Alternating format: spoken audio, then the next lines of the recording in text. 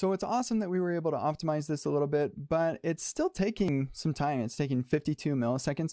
And you actually, if you want to have 60 frames a second, which is what we're going for, so we can have a really nice smooth experience for the human eye, then you need to nail 16 frames a second. That's 1000 divided by 60 frames a second. That's going to be 16 milliseconds thereabouts for your JavaScript to run so that the browser can keep up and not drop any frames and resulting in a janky experience. So we need our JavaScript to run in 16 milliseconds or it's still not super awesome. And again, this is on a 6x slowdown, but some of our users are using lower end devices. So how can we speed this up?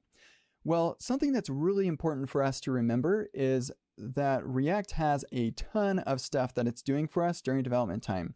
Things like prop type validation and a bunch of development warnings, all kinds of stuff, including stuff for the dev tools and all sorts of things. So we can't really measure during development and expect that to be the real user's experience because we're not doing what the user's doing, right? So what we did for this extra credit is we're going to run npm run build, and that is going to run a performance optimized build. So optimized for production. And this builds our whole project. It minifies the code. It sets React in production mode, which will remove all of those development helper things that it does. And once that build is completed, then we can run npm run serve, which is going to run an HTTP server on localhost. So I can take that localhost 5000. I'll go to another tab right here.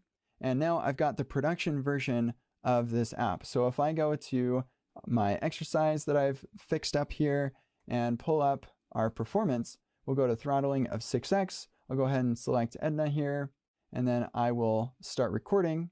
I'll hit that force re-render. So we re-rendered for some other reason other than changing the input value.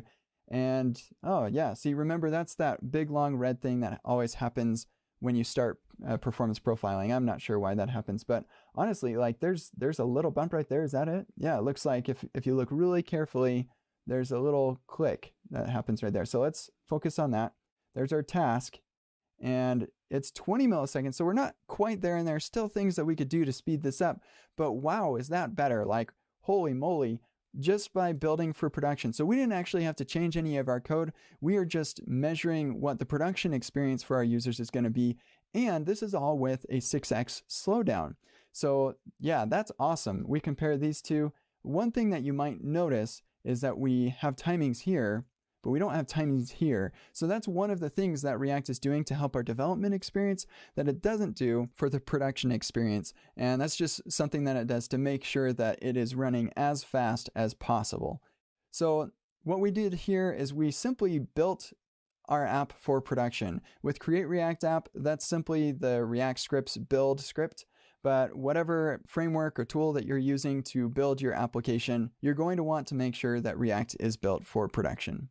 And your app will just magically be a lot faster.